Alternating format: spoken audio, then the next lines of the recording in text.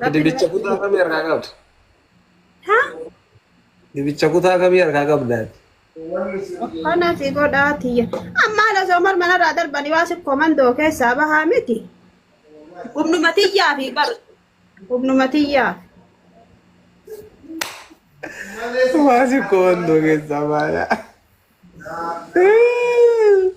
Rabbi namatti hin beeku. Maal humnaaf hin danda'anne bar. Maali reetin sababa ati amma yoo mananna dhufanii waan na godhan jettee ka bifa maraa uffattee teettuuf.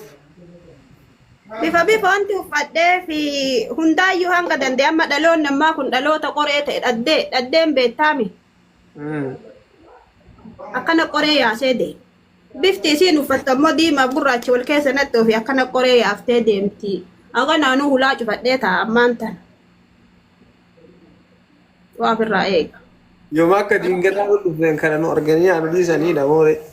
Amma haganallee taatu xiqqoo haga isaan addaan baafatanii iyyadha. Oromoon na birmata agasii. Maal dalanam? Wanti haluu hin jiru namni fite. Oromoo amma booda dhaltanii Oromoon rakkisinaa shamarran teennat Oromoo amma booda dhaltanii Oromoon rakkisinaa warri duraan lafa jiru iyyuu rakkate kun lafarraa wal fixa kun ibiddaan walitti ka'e. Waan akka rabbi namatti hin beeku shabaaba jaannataa ta'a ofirraa deema.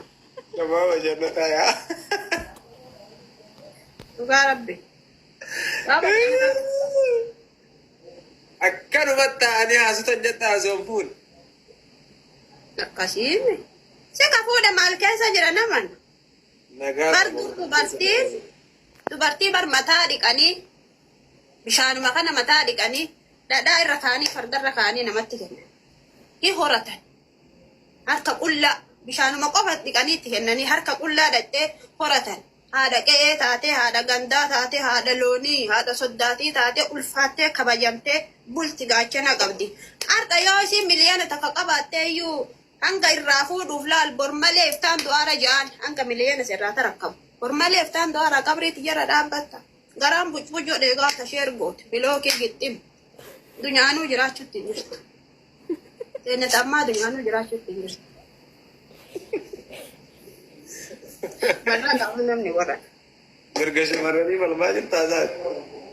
Akkasiimi. Maal boo'ee damicha ilmi ofii dhalte mallaqaan hin ilaalchisattee booyaa jirti.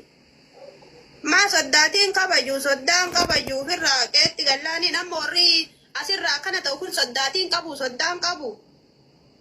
Aadaan qabu. Yoona haati isaanii lafatti ilaal nama ol jedhee nama laalle nama deemu gartee lafan tuyne nama dubbatu nama tuyne warra nagahaat. Ilmaa isaanii as gubbaa warri hafarfamaa jiran kun maal akka rabbi beekuun ooraan jaraa maalii jedhan kun nama asirra deemu maa namarraan dhalanne. Na dhibe wallahi akkuma sirriitti na dhibe. Wanti soddaatii maalii jedhan kun illee qaatafe maan namni yoo biccaa garii jiraate zarii warra sanii miidiyaa fayyadamu maa obboleessi mucattii miidiyaa fayyadamu kabajaan hin jiru kabajaan hin jiru. Ofeete haati nuyi malaalti tiktooki baraa kanamaa soddaan kiyya kana ta'aadha jettee bakka jirtu saala yoon ijarraa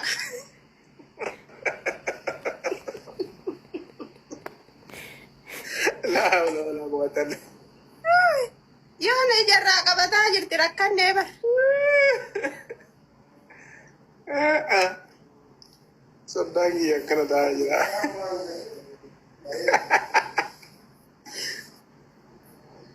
Yaa kiyya ijoollee jimmaattu narraa hatee rakkannee bara. Baga sirraa hatan. Baga sirraa hatan waa hatama.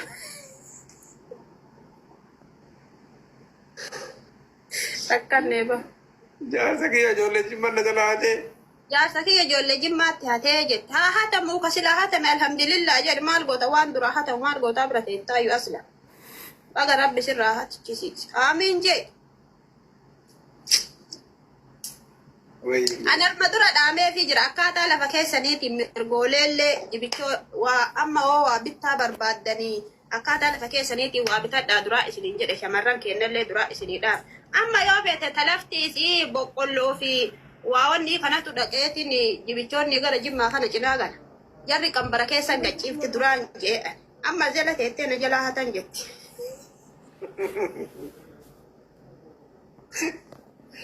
Kambara Waan geesse. isinitti kun dhageessanii maal Nura bareedni guuteera Oromoon bareeda baay'ee qabdi.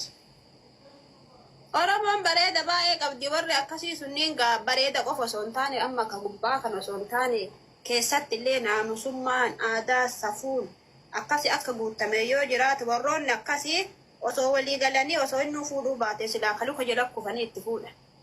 Maashanyii baay'ee. Nuu dabaladhu yaani. Ibsi shaabar durri intala garteetiin nama baalabbaataa kanneen warra garteetiin warra gartee gaagumaa maaloo kanneen dalagu kanneen jaarsi kefeffee wayyoo waa fuudhee dhaqee irraa qadhaabata jedhan. Jaartii isaa kana marqisiisee aannan kan garteetiin qodatti itittuu maalii kana kuusanii itti fidata jedhan. Sarduu gaba. Oromoo waan akkasii keessa ture. Amma nama biraattu amma nama hofaffee saraayitu si bira fidata. Haadha manaa si bira fidata. Sirraa qadhaabachuuf.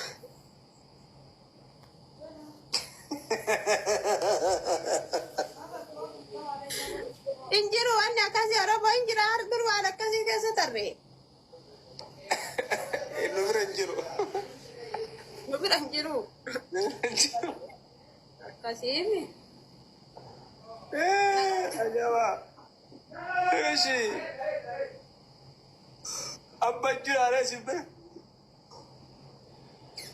Amma eessaa jira miti atini warroonni amma sila amma wal daddarbu kunni osoo beeke warra agartee durii walirraa dha obboleeyyan bichaar Oromoon kun amma osoo akkatti ilaalanii obboleeyyan. Shakka. Haati osoo amma tikikkilii itti himte abbaa bakka biraatti argachuu dandeetti.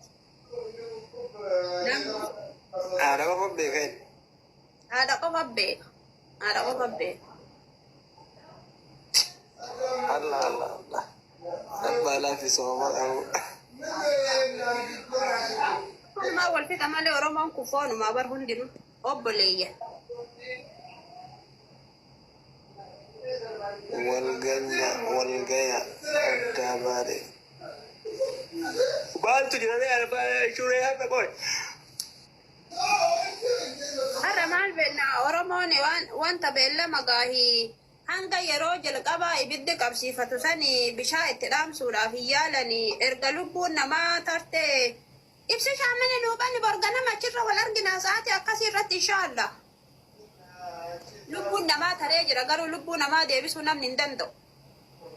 Waliigalle waan akkasiitu jira natti fakkaate har'aan tana erga wanti hunduu wal bira kute waa beellama qaqane amma namni eda kuma meeqaa suni qachee san jalatti yaani haasawa hagas geettu godhan gaafa jalqaba dubbiin takka kaatu maa biddatti buusuu dadhaban bishaatti buusuu dadhaban.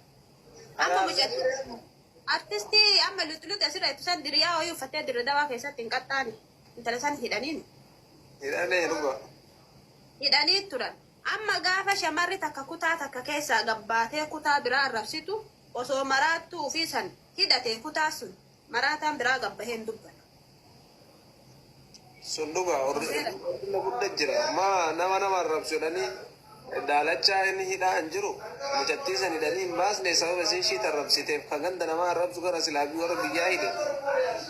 Yoona silaa namni.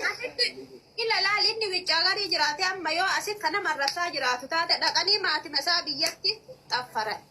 Achi booda namuu maatii ufiitiif dhaqa. Miidii fagoo jiraa nan dhaqqabanii yoo jedhellee maatima isaa bira dhaqan.